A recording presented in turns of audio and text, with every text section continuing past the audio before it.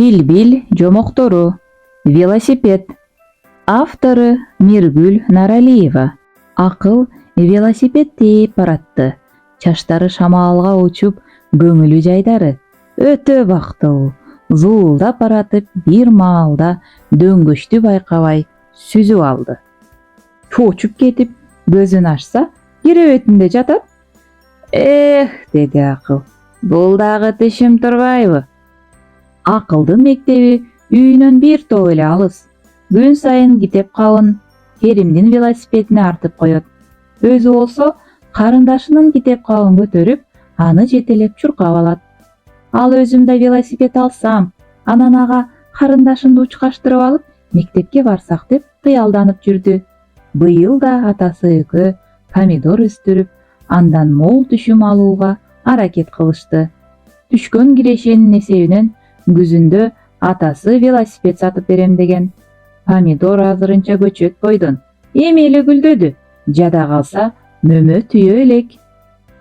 Акыл кез-кезде помидорлордун гүлүн карап коет.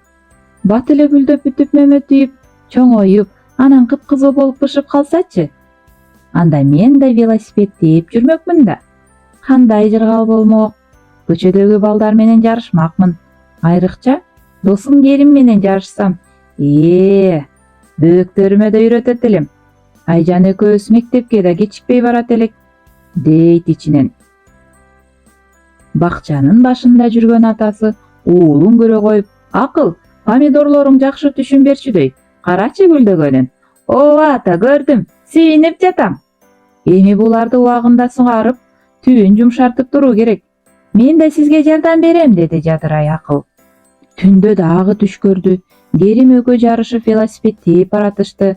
Алдынан күчүк чыга калып кубалады. Андан качайын деп барып, көлчүгө жыгылды. Ойгонуп кетип караса, эшик караңгы экен. Жамгыр катуу жаап жатыптыр. Акылдын оюна помидору келе калды. Алар эмне болду экен? Атасынын илинип турган күрмөсүн шаша-буша кийди да эшикке чуркап чыкты. Атасы менен апасы короо тарапта экен. 2 жыл мурун ушундай катуу жамгырдан көчөттөрдүн баарын кыян алып кеткен эле. Дагы ошондой болбос бекен? Ата энеси бакчанын четин чөп-жар, топурак, таштар менен тосуп жатыптыр. Ата, эмне болуп кетти, деди акыл тынчсыздана. Балам, үшүбөй үйгө кир. Эмнеге чыгып алдың? Деди апасы кабатырлана. Мен да жардам берейин да сиздерге, деп таштарды ташый баштады. Баары жакшы болот. Убагында үлгүрүп калдык. Бакчанын бир четин гана алып кетти, деди атасы токтоо сүйлөп. Акыл апасы менен атасын аяп жатты. Анан бат-баттан таштарды атасына алып берип, үчөөлөп бакчанын четин тосушту. Кийимдери чылгый суу болду. Кыян азайып барып токтоду. Үчөө үйгө кирип кийимдерин которушту. Ата, кыян алып кеткен помидордон канча түшүм алмакпыз? Эми эмне болот, деп сурады тынчсыздан акыл. Кайра жаңы көчөттөрдү отургузабыз. Булар менен кийинкилер деле чогуу өсүп калат, балам, деп атасы уулун кучактады. Акыл атасынын кучагында сүйүнүп отурду. 2-3 күндөн кийин атасы экөө көчөттөрдү тигишти. Акыл жайы менен алардын чоңоюп баратканын көрүп кубанып жүрдү. Атасы менен кошо суугарышып, отоо чөптөрдөн арылтканга да кол кабыш кылды. Баарынан да жашыл помидорлор кызгылтым болуп баштаганычы. Бир күндө 3 маал барып, кызарып калды экен деп бакчаны айланчыктайт. Өрдөк, тооктор чукуп салбасын деп алардан коруйт. Ошентип акыл күткөн күн да келди.